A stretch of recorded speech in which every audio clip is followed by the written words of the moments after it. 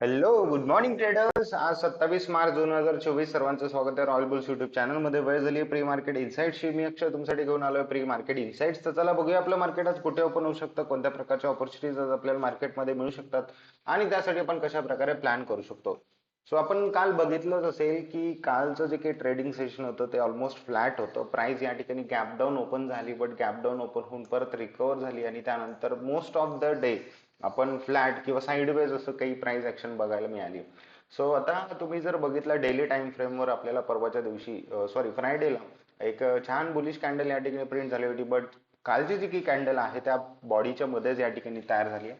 आणि यस, जर daily time फ्रेमवर मी म्हणेल की जी रेंज या ठिकाणी ब्रेक झाली होती निफ्टीमध्ये खाली, तर त्याच रेंजमध्ये परत निफ्टी येऊन अडकली आहे. सो जोपर्यंत या रेंजच्या बाहेर कुठे प्राइस निघत नाही तोपर्यंत एक मोमेंटम किंवा ट्रिगर डेफिनेटली हवाय सध्या मार्केटला, आणि तो ट्रिगर कुठेतरी मिसिंग वाटतोय. सो प्राइसला कोणत्या तरी एका दिशेमध्ये या ठिकाणी मोमेंटम करण्यासाठी डेफिनेटली ट्रिगर हवा असेल आणि किंवा एक ब्रेकआउट हवाय, वर असेल मग किंवा खाली असेल. ओके, आणि सध्या जरी RSI कडे पण जर आपण बघितलं तर साईडवेज असं काही इंडिकेट करतोय. सो सध्या काल जसं आपण साईडवेज प्राइस एक्शन बघितलं तसं आज पण आणि मे बी उद्या पण, कारण मंथली एक्सपायरीज मध्ये आपण सध्या ट्रेड करतोय आणि मंथली एक्सपायरीज फार वोलेटाईल असतात, सर्वांना माहितीच आहे. सो मोस्ट प्रोबॅबिलिटी हीच आहे की शक्यता ही ह्याच गोष्टीची असं आहे की प्राइस जी आहे ती साईडवेज राहू शकते. सो सर्वांनी त्यानुसारच नियोजन करायचं आहे. डेफिनेटली आपण गोष्टी डिस्कस करणार आहोत की आज काय करू शकतो. त्यापूर्वी जर आपण बघितलं युएस मार्केट्समध्ये काय झालंय, तर युएस मार्केट्स थोडेसे या ठिकाणी गॅपअप ओपन झाले होते. गॅपअप ओपन होऊन पूर्ण गेन्स लूज करून त्यांनी या ठिकाणी निगेटिव्ह क्लोज दिलेला आहे. S&P तुम्ही बघू शकता, त्यानंतर डाव जोन्स तुम्ही बघू शकता, अँड नेक्स्ट तुम्ही नॅसडॅक बघू शकता. सो ऑलमोस्ट तिन्ही इंडायसेस जे आहेत US मध्ये मेजर इंडायसेस ते थोडेसे या ठिकाणी निगेटिव्ह मध्ये क्लोज झालेत. बट हा फार असं काही बेरिश प्राइस ऍक्शन या ठिकाणी कुठेही दिसत नाहीये. त्यानंतर आपण जर डॉलर इंडेक्स बघितलं तर डॉलर इंडेक्स यस थोडंसं या ठिकाणी हे एकच गोष्ट आहे किंवा मार्केटला याच गोष्टी एक चिंता आहे. डॉलर इंडेक्स जर वाढला तर करेक्शन येऊ शकतं आणि स्पेशली आपल्या मार्केटमध्ये. ओके, सो डॉलर इंडेक्स तुम्ही बघू शकता की अजून 104 या लेवलला सस्टेन करू नये. जसं डॉलर इंडेक्सने जवळपास 105 ही लेवल जर क्रॉस केली तर आपण मोस्ट ऑफ द मार्केट्समध्ये थोडंसं करेक्शन या ठिकाणी बघू शकतो. त्यानंतर टेनर बॉन्ड जर बघितले तर फ्लॅट ट्रेड करतात. ब्रेंट क्रूड ऑइल या ठिकाणी अजून फ्लॅट ट्रेड करतात. इंडिया विक्स जर आपण बघितलं तर इंडिया विक्स जे आहे ते 12 या लेवलच्या आसपास ट्रेड करते आणि तुम्ही जर बघितलं असेल तर काल जे आहे तर most of the time premiums फार स्ट्रगल करत होते. प्राइस जरी कुठे प्राइस तर ऑलरेडी साईडवेज होती, बट त्यात पण प्रीमियम्स गेन करत नाही आणि हे होतं लो विक्समुळे. विक्स सध्या खूप लो आहे. सो जसं विक्स वाढेल तर फॉलची पण शक्यता वाढेल मार्केटमध्ये आणि प्रीमियम्स पण लवकर गेन करतील. आज जर गिफ्ट निफ्टी बघितलं आपण कुठे ट्रेड करताय, गिफ्ट निफ्टी 22,046 या लेवलला ट्रेड करताय, जे आपल्याला एक 30-40 पॉईंटचा गॅप डाऊन सजेस्ट करत आहे. सो जर आपण आज 30-40 पॉईंटच्या गॅप डाऊन सोबत जर ओपन झालो तर बघा कोणत्या लेवल्स आपल्यासाठी महत्वाच्या असू शकतात आणि कशा प्रकारे आपण या ठिकाणी प्लॅन करू शकतो. जर बना टाइम फ्रेमवर आपण बघितलं की निफ्टीने जे आहे ती प्रिव्हियसली ही एक ट्रेंड लाईन या ठिकाणी ब्रेक केली होती आणि ती ट्रेंड लाईन या ठिकाणी ब्रेक करून त्या ट्रेंड लाईनच्या खालीच या ठिकाणी निफ्टी सस्टेन करते. ओके, त्यानंतर जर आपण बघितलं की एक सपोर्ट होता जो होता 21,900 या लेवलच्या आसपास, तर वेळोवेळी प्राइसने त्या ठिकाणी सपोर्ट घेतलाय. ती लेवल खाली ब्रेक झाली आणि परत प्राइस त्या लेवलच्या वर येऊन या ठिकाणी ट्रेड करत आहे. आता तुम्ही जर बघितलं तर ही एक या ठिकाणी हे एक पूर्ण रेंज आहे त्या प्राइस साठी. सो जोपर्यंत प्राइस या बॉक्सच्या बाहेर निघत नाही, कुठेही वर किंवा खाली एक दिशेत कुठेही या ठिकाणी जर ब्रेकआउट केला तर डेफिनेटली मोमेंटम येण्याची शक्यता या ठिकाणी असणार आहे. सो वरती जर ती लेवल काय असेल तर ती वरती लेवल जवळपास 22,000 आहे आणि खाली जी लेवल आपण बघू शकतो ती जवळपास 21,880 अशी आहे.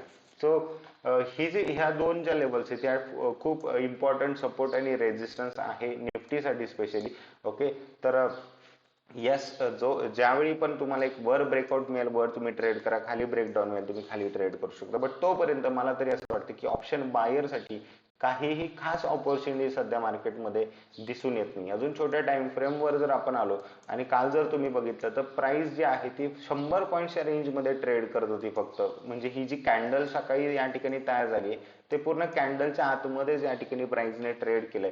सो आज जर आपण आज गॅप डाऊन ओपन झालो आणि तर तुम्हाला एक गोष्ट लक्षात ठेवायची, जास्तीत जास्त वेळ जर 22,000 च्या खाली जर प्राइस सस्टेन झाली, जेवढं जास्तीत जास्त वेळ 22,000च्या खाली प्राइस राहील तेवढी जास्त शक्यता आहे की 21,900 या लेवल पर्यंत प्राइस येऊ शकते. बट मला असं वाटतं की जसं प्राइस 21,900 पर्यंत येईल इथनं परत तुम्ही थोडंसं बाय करण्याचा विचार केला पाहिजे. असं तुम्ही विचार करू नका की प्राइस हे ब्रेक करून मग परत खाली जाईल.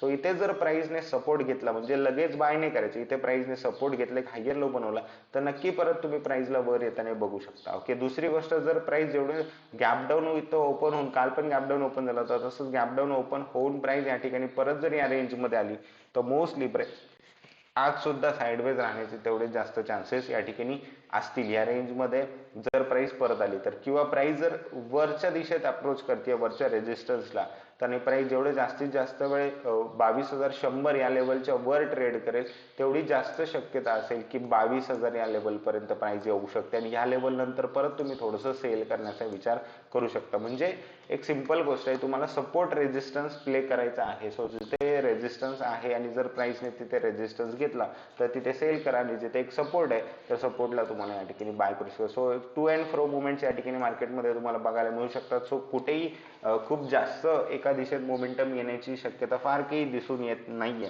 सो जरी आलं तरी डेफिनेट आपल्याला चार्ट तसं सांगतीलच. बट येस, थोडंसं ऑप्शन बायर्सनी अशा मार्केट्स पासून दूर राहिलं पाहिजे किंवा कमी क्वांटिटी सोबत ट्रेड केलं पाहिजे. अशा मार्केट्समध्ये सगळ्यात बेस्ट वे काय आहे ट्रेड करण्याचं, तर मला असं वाटतं की ऑप्शन सेलिंग तुम्ही करू शकता. ऑप्शन सेलरसाठी अशा प्रकारचं मार्केट बेस्ट आहे. तुम्ही स्ट्रॅडल ट्रायंगल्स करू शकता, शॉर्ट अँड बटरफ्लाय करू शकता, out of the money option sell short करून या ठिकाणी प्रीमियम जो डीके होतोय जसं की काल झालाय तर तो तुम्ही ग्रॅप करू शकता. आणि मंथली एक्सपायरी आहे तरी खूप लवकर या ठिकाणी डीके छान तुम्हाला या ठिकाणी मिळेल. आज बँक निफ्टीची एक्सपायरी आहे तर आज सुद्धा तुम्ही तसं काही स्ट्रॅटेजी या ठिकाणी इम्प्लिमेंट करू शकता. सो सर्वांनी त्यानुसार अकॉर्डिंगली प्लॅन करा. बँक निफ्टीमध्ये जर आपण बघितलं तर बँक निफ्टी थोडंसं बेरिश आहे कारण बँक्स वीक होत्या काल. बट तुम्ही जर बघितलं हिची काही इम्पॉर्टंट लेवल आहे 46,600 आपण म्हणू शकतो. तर ह्या लेवलला बँक निफ्टीने अजून या ठिकाणी डाऊन साईड ब्रेक केलेलं नाहीये. सो जोपर्यंत प्राइस या लेवल्सच्या वर आहे तोपर्यंत साईडवेजच आहे. बट जसं बँक निफ्टीने या लेवलला खाली ब्रेक केलं तर तुम्ही 46,400 लेवल्स पर्यंत या ठिकाणी टार्गेट घेऊ शकता. जास्त मोमेंटम एक्सपेक्ट करू नका जसं मी सांगितलं. ओके, आणि येस, जर बँक निफ्टीमध्ये ट्रेड करताय तर ऍट द मनी आणि इन द मनी ऑप्शन सोबतच ट्रेड करा. ऑप्शन सेल जर करताय तर out of the money option sell करा. सिंपल थिंग आहे, जर कधी बाउन्स आला तर तुम्ही कॉल सेल करू शकता, जर कधी एक डीप आली तर तुम्ही पुट सेल करू शकता. असं एक स्ट्रॅटेजी ऑप्शन सेलिंग सोबत पण तुम्ही या ठिकाणी इम्प्लिमेंट करू शकता. सो सर्वजण proper risk and money management सोबत या ठिकाणी ट्रेड करा, प्रॉपर प्लॅन करा आणि प्लॅन नुसार एक्झिक्युशन करा. एन्जॉय करा आजचं ट्रेडिंग सेशन. भेटूया आपण नेक्स्ट इनसाइट्स मध्ये. तोपर्यंत thank you so much everyone. Have a nice day and take care.